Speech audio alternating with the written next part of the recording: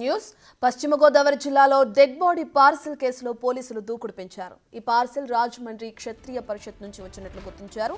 ఇక్కట్టు ఘటనా స్థలాన్ని జిల్లా ఎస్పీ అద్నాన్ నయూం పరిశీలించారు. కేసు నమోదు చేసి దర్యాప్తు చేస్తున్నారు. పశ్చిమ గోదావరి జిల్లా ఉండి మండలం ఎండగండిలో సాగిరాజు తులసి అనే మహిళ ఉంటుంది. అయితే ఆమెకు ప్రభుత్వం మంజూరు చేసిన ఇల్లు నిర్మాణంలో ఉంది. ఇంటి నిర్మాణానికి అవసరమైన వస్తువుల పార్సిల్స్ తరచూ వస్తూ ఉంటాయి. గతంలో టైల్స్, పెయింట్ డబ్బాలు కూడా వచ్చాయి. అయితే నిన్న కరెంటు సామాన్ల పేరుతో ఆటోలో పార్సిల్ వచ్చింది. సామాన్లు ఓపెన్ చేసి చూద్దామనుకున్న ఆ మహిళకు ఊహించని షాక్ తగిలింది. డబ్బా ఓపెన్ చేయగానే కుళ్ళిన డెడ్ బాడీ దర్శనమిచ్చింది. 4 కవర్లలో గుర్తు తెలియని వ్యక్తులు డెడ్ బాడీని పంపించారు. దీంతో పాటు ఓ లెటర్ కూడా ఉంది. కోటి 30 లక్షలు డిమాండ్ చేస్తూ లెటర్ రాశారు. దీంతో ఏం చేయాలో తెలియక ఆ మహిళ చుట్టుపక్కల వాళ్లను పిలిచి చూపించింది. అటు పోలీసులకు కూడా ఆమె సమాచారం ఇచ్చింది. వెంటనే రంగంలోకి దిగిన పోలీసులు ఏం జరిగిందో ఆరా తీశారు. పార్సిల్ తెచ్చింది ఎవరని ప్రశ్నించారు. అసలు ఆ డెడ్ బాడీ ఎవరిది అనే విషయంపై దర్యాప్తు చేస్తున్నారు. లెటర్ను కూడా స్వాధీనం చేసుకున్నారు. ఇదే అంశానికి సంబంధించిన పూర్తి డీటెయిల్స్ అందించడానికి మా ప్రతినిధి సాగర్ అందుబాటులో ఉన్నారు. సాగర్, పశ్చిమ గోదావరి జిల్లాలో డెడ్ బాడీ పార్సిల్ కలకలం సృష్టించిన నేపథ్యంలో ఇప్పటికే పోలీసులు వాళ్ళ దర్యాప్తును కూడా ముమ్మరం చేశారు. దీనికి సంబంధించిన లేటెస్ట్ అప్డేట్స్ ఏ విధంగా ఉన్నాయి? రత్న, పశ్చిమ గోదావరి జిల్లా ఉండి మండలంలో పార్సిల్లో డెడ్ బాడీ రావడం కలకలం రేపింది.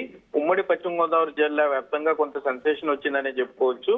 మామూలుగా పార్సిల్లో కొంత మనకి నిత్యావసరం కానీ లేకపోతే ఈ మధ్య అమెజాన్, ఫ్లిప్కార్ట్ పార్సిల్ వస్తుంటాయి. కానీ ఈ పార్సిల్ ఒక చెక్క పెట్టిలో సుమారుగా కుళ్ళిపోయిన పరిస్థితుల్లో ఉన్నటువంటి డెడ్ బాడీ రావటం కొంత కలకలం రేగిందని చెప్పుకోవచ్చు. ఉండి మండలం ఎండగండిలో సాగిరాజు తులసి అనే మహిళ నివాసం ఉంటుంది.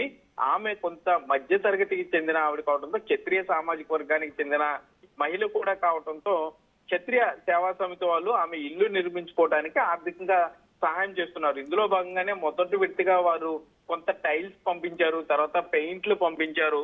అయితే 3వ విడతగా మరలా రెగ్యులర్ గా వచ్చే పార్సిలే కాబట్టి 3వ విడతగా ఒక పార్సిల్ వచ్చింది. ఒక చెక్క పెద్ద పెట్టె లాంటి వస్తువు రావడంతో ఆమె ఆ పార్సిల్ తెచ్చిన యువకుడిని ప్రశ్నించానని కూడా చెప్తుంది. ఆ పార్సిల్ ఏంటని అడిగితే అందులో ఎలక్ట్రానిక్ గూడ్స్ ఉన్నాయంటూ కూడా అతను చెప్పడంతో ఇంటికి సంబంధించినటువంటి కరెంటు సామాను క్షత్రియ సేవా సమితి వాళ్ళు పంపించి ఉంటారనే ఉద్దేశంతో ఆమె దాన్ని ఇంట్లోకి తీసుకెళ్ళింది.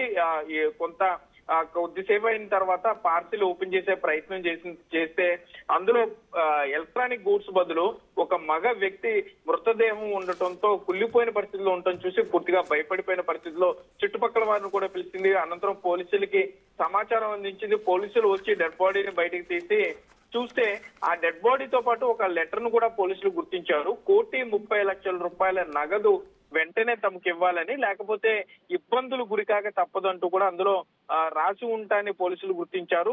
మృతదేహంతో పాటుగా ఆ లెటర్ ను కూడా పోలీసులు సీజ్ చేశారు. ఇటు తులసితో పాటుగా తులసి తండ్రిని కూడా పోలీసులు ఎంక్వైరీ చేస్తున్నారు. ఉండి పోలీస్ స్టేషన్ లో క్షత్రియ సేవా సమితికి సంబంధించిన పెద్దలను కూడా పిలిపించారు. వారు కూడా ప్రస్తుతానికి తాము ముందు పంపించినవి సర్వీస్ ఓరియంటెడ్ లో చేసింది తప్ప ఈ మృతదేహం ఎవరిది అనే దాని మీద తమకు సమాచారం లేదు చెప్తున్నారు.